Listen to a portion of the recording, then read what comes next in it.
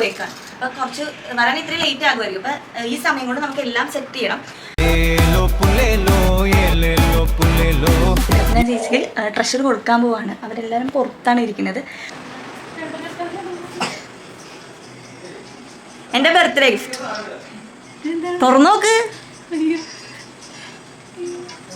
വീടല്ലേ